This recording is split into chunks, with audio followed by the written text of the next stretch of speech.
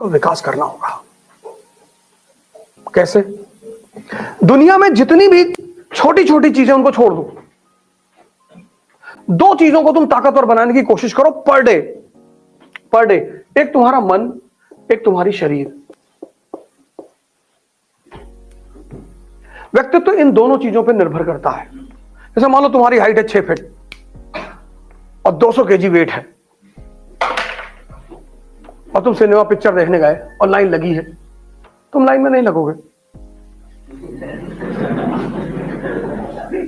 तुम सीधे आगे काउंटर पे जाओगे, 4 टिकट देना बे।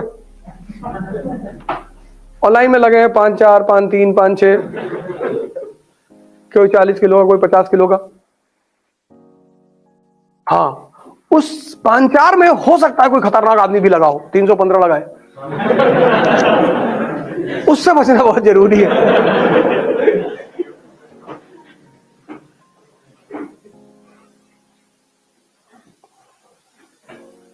तुम देखो, ताकत कॉन्फिडेंस देती है। अगर तुम शारीरिक रूप से कमजोर हो ना, तो तुम्हारा कॉन्फिडेंस वैसे ही मरा रहेगा। और अगर तुम्हारी शरीर में ताकत है कि तुम 20 किलोमीटर भाग गए पैदल, कॉन्फिडेंस सिर्फ एक चीज से आती, शक्ति से।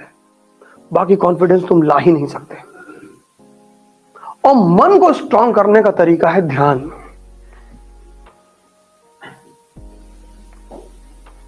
ध्यान मतलब 24 घंटे अपनी सोच पर नजर रखना। ये जो मन है ना, कुछ भी विचार फेंक देगा, कुछ भी। मैं गुवाहाटी से आ रहा था, रात की फ्लाइट थी, 11 बजे की फ्लाइट टेक ऑफ हुई। जब पहुंच गई 40,000 फीट पे, तो मेरा मन आया कि साला कहीं कोई एस्टेरॉइड न गिर जाए साला भाई। अब देखो कमीनापन इसका। एक विचार फेंक दिया इसने। पूरे 2.5 घंटे मैं अस्थिर होकर बैठा रहा। मुझे लगा कि बस एस्टेरॉइड आ रहा है। मैं जब एयरपोर्ट पे उतरा, बाहर निकला तो मैं बहुत हंसा, लेकिन 2.5 घंटे इसने ऐसी तैसी कर डाली एकदम सीधे।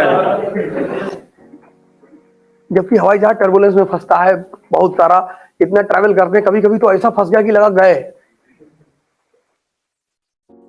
हैदराबाद से आ रहे थे, फंस गया टर्बुलेंस में, हवाई जहाज लगा डगमगाने ऐसे ऐसे। अरे बगल एक आदमी चिल्लाने आ रहा, भैया। अबे मैंने कहा बैठ जा, मारोगे नहीं, मैं ज्योतिष हूं।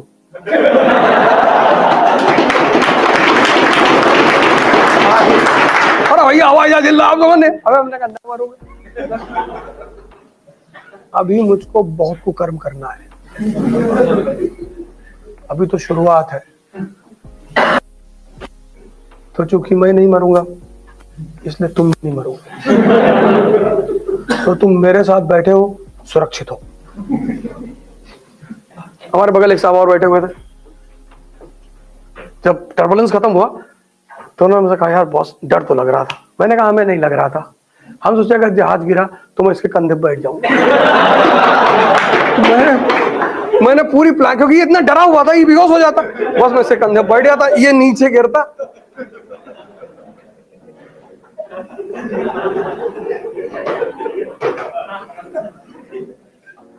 यार डर सबको लगता है, ऐसा नहीं कि किसी को नहीं लगता है, उसको हैंडल करना पड़ता है।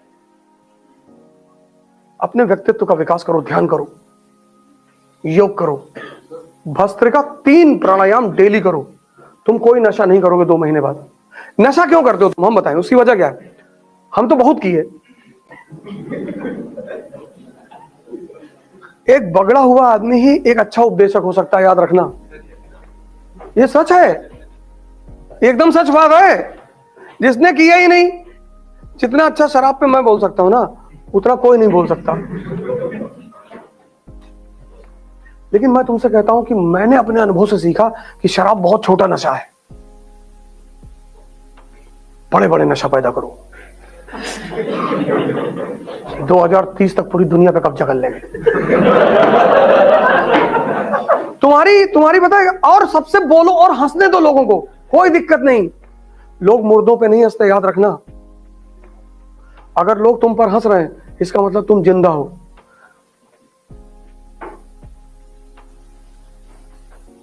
जाओ शमशान घाट में खड़े होकर देखो, किसी मुर्दे पे किसी को हंसते हुए देखे हो? नहीं, सब सांत्वना, सब बेचारे से मर गया। अगर तुम्हारी बातों पे लोग हंस रहे हैं मतलब तुम जिंदा हो, और या तुम राजपाल यादव हो। दोनों बातें हो सकती।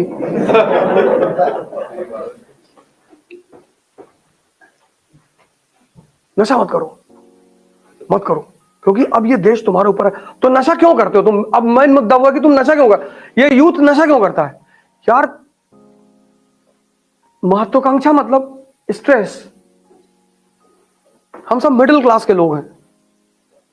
किसी के घर में बहनें होंगी, उनकी शादी करनी होगी, पापा की एक सीमित सैलरी होगी, पापा का 5 साल बाद रिटायरमेंट होगा, घर में पापा के अलावा कोई आय का सोर्स नहीं होगा। ऐसा हो सकता है घरों में हो। तो मानी सी बात है कि तुम्हारा थोड़ा सा दिमाग वहां जाएगा कि यार बड़ी वाली दीदी की शादी नहीं हुई यार। फिर हो सकता है कि मां को कोई बीमारी हो, परिवार में किसी को कोई बीमारी हो। तो जीवन प्रतिदिन, और फिर उस सारी चुनौतियों में तुम बैठ के पढ़ते हो और तुमको हजम करना होता है। ये 2 पेट हैं, एक पेट ये है, एक पेट ये है, दोनों पेट है। जैसे यहां हजम होता है ऐसे यहां भी हजम होता है। और दोनों पेट की एक खासियत है, ये जिसको चाहते हैं उसी को हजम करते हैं। तुम्हें अपने इस पेट का हाजमा चेक करना होगा, और ये धीरे धीरे सुधरेगा। अपने विचारों पर नजर रखो, और अगर तुम खुद से कमजोर हो तो हर आदमी तुम्हें डरा के मार डालेगा।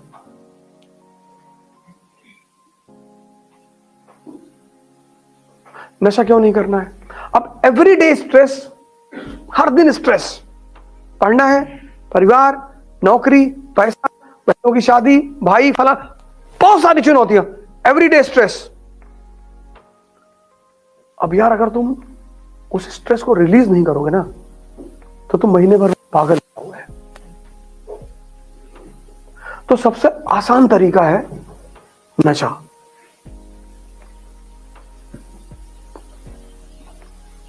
तुम पढ़े 4 घंटा, तुमको यहां पेन हुआ, तुम बाहर आए, एक सिगरेट पिए, निकोटीन शरीर में गई, तुम थोड़ा सा रिलैक्स महसूस किया। तो अब सिगरेट प्रॉब्लम नहीं है, प्रॉब्लम क्या है? स्ट्रेस। तुम सिगरेट को प्रॉब्लम देखते हो इसलिए छोड़ नहीं पाते हो। सिगरेट प्रॉब्लम नहीं है, शराब प्रॉब्लम नहीं है, प्रॉब्लम है स्ट्रेस। तुमने सिगरेट और शराब को अपने स्ट्रेस को रिलीज करने का माध्यम बना लिया है, तो वो तुम्हारे लिए दवा हो गई है। तो जब जब तुम स्ट्रेस में आओगे तो या तो तुम सिगरेट ढूंढोगे, या तुम शराब ढूंढोगे, या तुम खैनी ढूंढोगे, कुछ ढूंढोगे।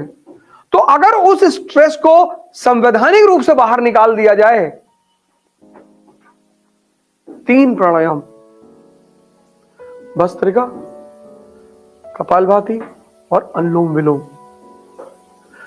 2 मिनट से शुरू करो, बस सिर्फ 2 मिनट, इससे ज्यादा नहीं, 2 मिनट। पहले दिन दे के घंटा कर लिए, किडनी पलट जाएगी।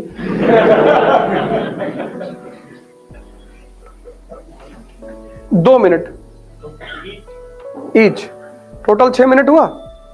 10 दिन जब बीत जाए, इस 2 को 4 कर दो, 4 मिनट।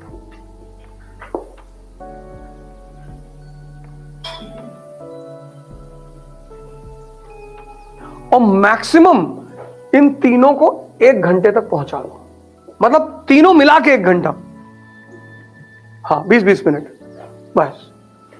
और गारंटी लेता हूं कि तुम कभी नशा नहीं करोगे, क्योंकि स्ट्रेस रिलीज हो जाएगा। अब जब तुम नशा नहीं करोगे तो तुम्हारी शरीर मजबूत होगी, तुम्हारा मन मजबूत होगा। तुम सारी लड़ाई लड़ोगे किसके बल पे? इसके बल पे ना। और तुम्हारा ये दोनों कमजोर है। शरीर में अगर ताकत है और भूख से मर रहे हो, तो कम से कम किसी को मार के भी तो खा सकते हो, नहीं तो कोई तुम्हें मार के खा जाएगा।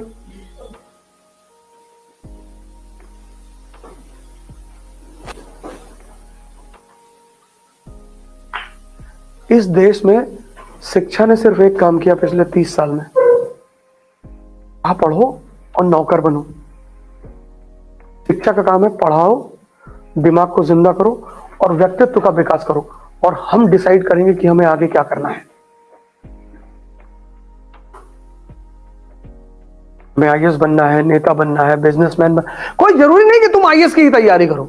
इस देश में एक और रोग है, एक आदमी आईएएस बनने गया तो मोहल्ले के बाकी लोग भी चले गए, और अगर गांव में एक आदमी बन गया तो बाकी गांव का जीना हराम। अब गांव का लड़का आईएएस बन गया, प्रॉपर आईएएस, 15वीं रैंक, अब आ गए पूंजीपति शादी करने के लिए, मंत्री जी आ गए और बोले पूरे घर में सबको, कितने भाई हो भाई तुम? ये बाबूजी हम तो 2 भाई हैं, मम्मी है, पापा, 4 लोग। अच्छा, 4 ऑडी दे दो इनको जी। वो दिल्ली वाला जो बंगला है वो चांदनी चौक वाला दे दो इनको। क्या है तुम लोग यहाँ झोपड़ी में रहते हो, जाओ दिल्ली जाओ। कुत्ता भी, इनके लिए कुत्ते की भी गाड़ी दो एक।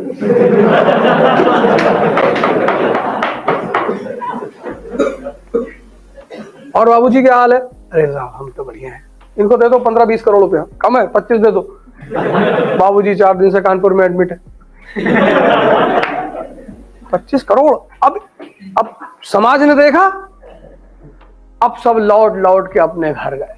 अब तुम्हारे बाप ने तुम्हारा कॉलेज पढ़ लिया, तुम फर्जी फंस गए जीवन। मतलब तुम्हें फंसना नहीं था, लेकिन उस एक घटना ने तुम्हारी जिंदगी पलट दी उठा। तुम्हारी अम्मा रो रही है, हम लोग यमुना में समाधि ले लेंगे हम। तुमको मजबूरी में कहना पड़ रहा है कि अम्मा हम जा रहे हैं तैयारी करने, और अब बस महादेव जाने।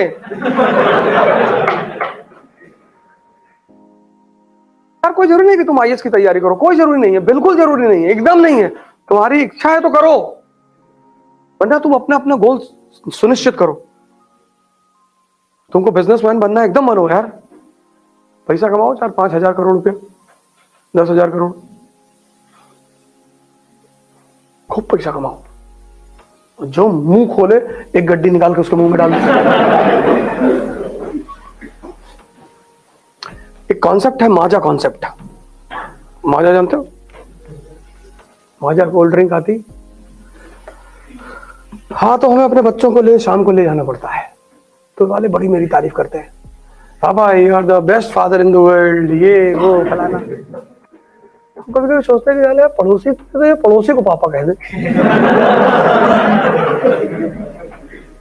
ऐसे इस दुनिया में जितने लोग तुम्हारे साथ हैं,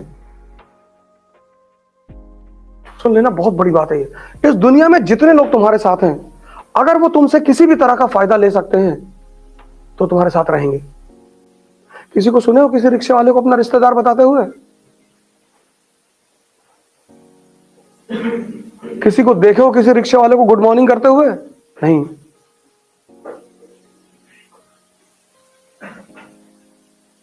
रिक्शा वाला सबसे बड़ा संत है भारत का, उसको एक बार देख लिया करो।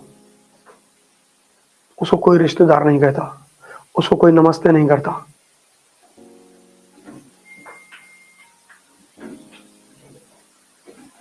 वो कानपुर के डीएम तुम्हारे फूफा हैं कि हमारे मामा हैं? ये जितने डीएम हुए में बनते, इनका दिमाग क्यों खराब है? इस देश की जनता ने खराब कर रखा है। ये सेवक हैं, हमसे हमारे टैक्सों से तनख्वाह पाते हैं, हम देते हैं इनको सैलरी।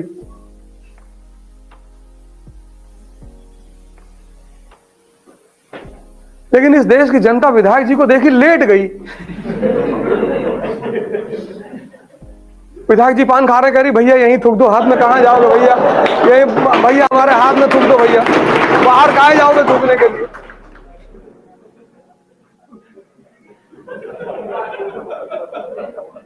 देखो तोड़